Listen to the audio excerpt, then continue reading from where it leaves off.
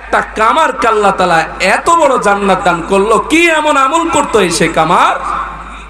আব্দুল্লাহ ইবনে মুবারক রাহমাতুল্লাহি আলাইহি কামারকে তালাশ করতে করতে তার বাড়ি পর্যন্ত পৌঁছে যায়। আব্দুল্লাহ ইবনে মুবারক রাহমাতুল্লাহি আলাইহি বাড়ির চৌকাঠের সামনে দাঁড়িয়ে পর্দার এপাশ থেকে সালাম দিয়ে বলে, আসসালামু আলাইকুম। পর্দার ওই পার থেকে একটা মহিলার কণ্ঠের আওয়াজ ভেসে আসে।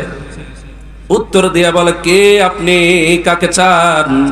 কার কাছে আপনি এসেছেন? ডাক দেয়, কিছুদিন পূর্বে একজন বান্দা মারা গিয়েছে, ইনি আপনার কে হয়?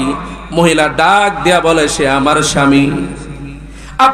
আব্দুল্লাহ ইবনে মুবারক ডাক দেয়া বলে, আপনার স্বামীর কি এমন আমল ছিল যার কারণে আল্লাহ তাআলা এত বড় জান্নাতের মালিক আপনার স্বামীরে বানাইলো? বলেন, কি এমন আমল আপনার স্বামী করতো রে মা? ও মা, বলো তোমার স্বামীর কি এমন আমল করতো?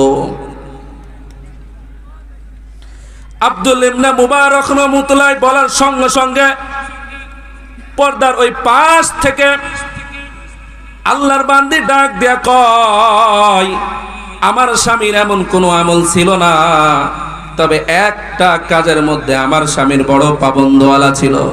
কি সেই আমল? আল্লাহর বান্দি ডাক দেয়া কয়, আজান যখন হইতো আমার স্বামী লোহা হাতুড় দিয়া লোহা পিটাইতো, দাও খুন্তি বানাইতো।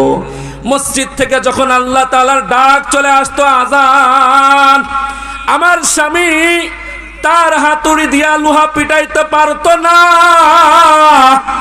সঙ্গে সঙ্গে হাতুড়িটা পিছনে ফেলে দিত আর ওযু বানাইয়া আল্লাহ তাআলার ডাকে আল্লাহ তাআলার স্মরণে মসজিদের মধ্যে গমন হতো। রাস্তা দিয়ে যাইতো আর মনে মনে আল্লাহরে বলতো, আয় রব, দুনিয়াতে আমি কামার হওয়ার কারণে মানুষ আমাকে কামার বলে ডাকে রে আল্লাহ।